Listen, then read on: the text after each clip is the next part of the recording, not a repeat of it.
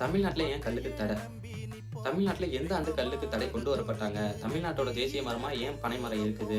அப்படின்றத பத்தி இந்த வீடியோல பார்ப்போம். அதாவது 1987ஆம் ஆண்டு வந்து எம்.ஜி. ராமச்சந்திரன் ஆட்சி காலகட்டத்துல வந்து கல்லுக்கு தடை கொண்டு வராங்க. என்னன்னு கேட்டா, அதிகமாக போதைப் பொருட்கள் அதுல கலக்குறாங்க அப்படிங்கிற ஒரு காரணத்தை கருத்தில் கொண்டு இதை வந்து தடை செய்யப்பட்ட பொருள் அப்படிங்கிற ஒரு சட்டத்தை கொண்டு வராங்க.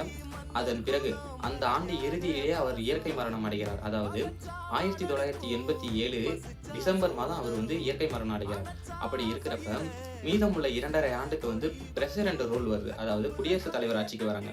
அப்படி வரும்பொழுது இந்த பனை விவகாரத்தை வந்து மறுபரிசீலனை செய்து என்ன பண்றாங்கன்னா, தமிழ்நாட்டோட தேசிய மரமா பனை மரத்தை அறிவிக்கிறாங்க. ஏன்னு கேட்டா, பனைமரத்தோட நன்மையை கருத்தில் கொண்டு, அதாவது நிலத்தடி நீர்மட்டத்தை பாதுகாப்பது மற்றும் மண் அரிப்பை தடுப்பது, மருத்துவ குணம் கொண்ட உணவுப் பொருட்கள், அதாவது தும்பு கற்கண்டு, பனம் கற்கண்டு, பனம் வெல்லம், பதநீர் போன்ற மருத்துவ குணங்கள் கொண்டது அதிகமாக ஏராளமான கொட்டி கிடக்கிறது அப்படின்ற ஒரு காரணத்தால என்ன பண்றாங்கன்னா, இதை வந்து தேசிய மரமாக அறிவிக்கிறாங்க.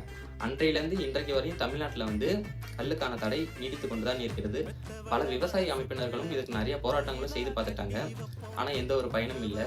சுற்றி உள்ள அண்டை மாநிலங்களில் வந்து கல்லுக்கான தடை இல்லை. ஆனால் தமிழ்நாட்டில் கல்லுக்கு தடை இருக்குது. இதை நீக்க கோரி பல பேர் கோரிக்கையும் வச்சுட்டாங்க. இந்த ஆண்டு 2026-27ஆம் ஆண்டு பட்ஜெட்டில் கூட 2 கோடி நிதி கூட ஒதுக்கியிருக்காங்க. ஏன்னு கேட்டால், பனை பாதுகாப்பு திட்டம்ங்கிற ஒரு திட்டத்தை கொண்டு வந்து அதில் வந்து பனை கன்றுகள் விநியோகம் பண்ணுவது மற்றும் பனை மரத்தை பாதுகாப்பது, பனை தொழிலாளர்களுக்கு கைவினை ஊக்கத்தொகை செய்வது போன்ற நிறைய திட்டங்கள் வந்து இதில் வந்து அறிவிச்சிருக்காங்க.